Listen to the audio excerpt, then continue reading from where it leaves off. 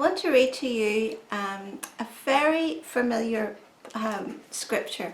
Most people know it. They heard it in Sunday school. They've heard it all their lives. But I want to remind you of it today. Matthew chapter 7. It says, this is Jesus, and he said, anyone who listens to my teaching and follows it is wise, like a person who builds a house on solid rock. Though the rain comes and in torrents and the flood waters rise and the winds beat against that house, it won't collapse because it is built on bedrock. But anyone who hears my teaching and doesn't obey it is foolish, like a person who builds a house on sand. When the rains and the floods come and the winds beat against that house, it will collapse with a mighty crash. And when Jesus had finished saying these things, the crowds were amazed at his teaching, for he taught with real authority, quite unlike their teachers of religious law. And I know we've all heard that, but do we fully understand what that means? Because if you think about building a house, it needs a firm foundation, and then it's built block by block. It's built layer by layer. There's a pattern to build a house. You can't bring in the electrician before the builder is finished. And you can't bring in the plumber, and you can't put the roof on until the building itself is secure, and so on. There's a pattern and there's principles. People don't just go out and build a house. They are trained. They know what they're doing. They know the principles of building to make it secure. And that's what Jesus is saying. If you hear my words and then you do them, you're following the pattern, the principles that I lay down, then you will build a house that will stand. And the winds are coming, the storm is coming. How you build your house will determine how it stands, how strong it will be. And I know in my own life in the past, and I hear this frustration from many Christians, they think, why is God not coming and doing something in my life? Why is God not just healing me? I know he can. I see in his word that he's able, and I believe that he's able. I believe he's a healer, so why is he not coming to heal me? Why is my situation not changing? It could be that you know the promise, but you haven't got the understanding of the principles or the conditions of that promise. And when I've said that to people, many times their response is, well, if God's God, why can't he just do it? Why doesn't he just do it? And why is there conditions? Why is it dependent on what I do? And you know, today's teaching on grace has somewhat taken away from our responsibility. We have been brought into the kingdom of God. We are saved by grace, by the works of Jesus. But we had to apply faith. That means we had to act upon, we had to be obedient to that price of salvation. Our salvation was free to us. It's a gift to us, but we must receive it. And it was not free. It cost Jesus everything. Now that we are saved by grace, not of our own works, we are now in partnership, cooperation with God. And if we want his promises, first of all, we have to know what his promise is. But then we must have understanding, comprehension. So you could say that we know in our head what God's promise is. Then we need to know in our heart, we need to understand in our heart the condition, the principle of that. And then we must have wisdom, and that is the application. We must then walk it out by faith, by being obedient. Another word for faith would simply be obedience.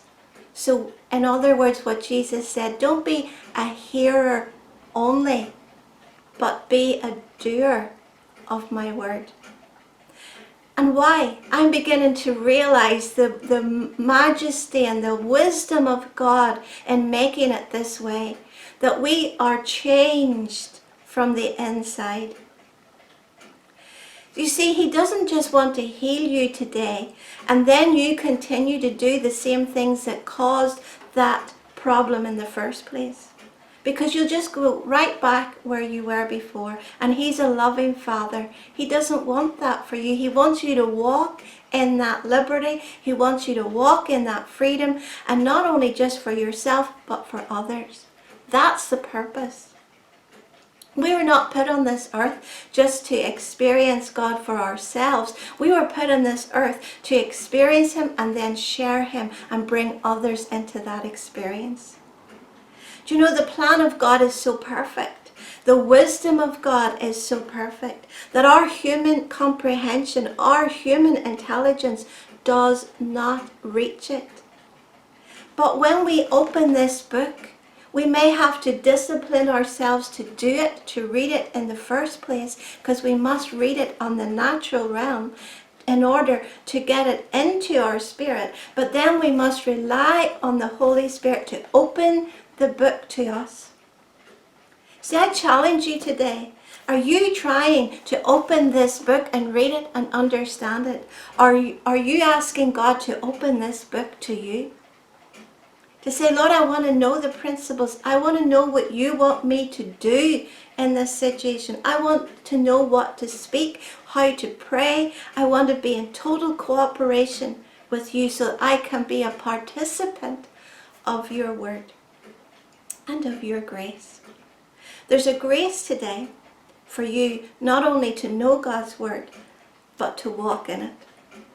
Recently I was reading about an eating plan, and the man was talking about his eating plan, and he said that many people are in opposition and says, oh, but if you do that for 2 weeks and you lose so many pounds and then you go back to your normal eating, you'll just put the weight all back on again and even more. And he said, think about that for a moment. It was your normal eating that put the weight on in the first place. So this eating plan is not just for a few days. This eating plan is to change your relationship, how you interact with food, your habits, everything to change. If you want to keep the weight off, you're going to have to change your habits. You're going to have to create new habits. And what's God saying in his word? If you want to build upon the rock, then you've got to do my word. Not just hear it, but do it. And that's where the freedom comes in. That's where the liberty comes in. And I feel that call of God to teach my people my kingdom, my ways. For they that seek after righteousness, seek first the kingdom of God and his righteousness. In other words, his ways. And when we seek after his ways, we will do and we will be and we will become what he wants us to do. Not just getting a miracle of healing and then going back for another one, but no, walking in that miracle working power, walking in the liberty in which Christ has set us free, walking in the knowledge, bringing our mind, bringing our soul, bringing our spirit into alignment, being one with God, being holy. Yes, it's a sacrifice, but that sacrifice is not a difficult one when you're doing it out of love and you're doing it out of worship. It's not a duty anymore to do the word of God. It becomes part of your worship. It becomes part of your walk with him, and you're falling in love with you're falling in love with the word. Remember, nothing exists without the word. In the beginning was the word. The word was with God and the word was God. And nothing that is created or nothing that exists without him. So we're connecting ourselves completely, body, soul and spirit, of bringing our whole selves into submission to him, not out of self-righteousness, not out of duty, but out of worship. Some people say to me, oh, you know, all your praying and all your studying is not going to give you a better relationship with God. Not if you're doing it with the wrong motive. Not if you're doing it in your own strength. But there's no other way to get to know him, to build your relationship with him without reading your Bible and praying and asking the Holy Spirit to come and do that work in our hearts. You could say that we're letting the Holy Spirit work through us and we're cooperating with us, but it's still his strength that enables us to do it. It's still his grace in our lives. And you may say, Audrey, I believe what you're saying, but I just find it so hard. I just want to pray with you now. Father God, I just want to pray with my brothers and sisters now. Lord, we believe your word is true. We believe that there's nothing too hard for you.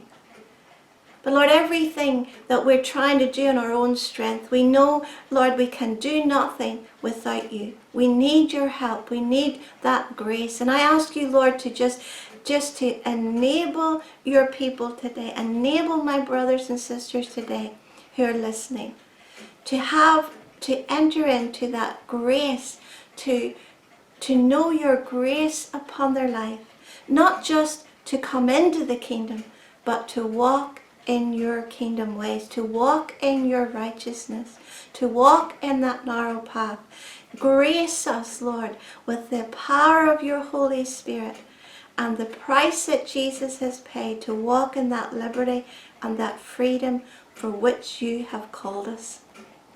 Amen.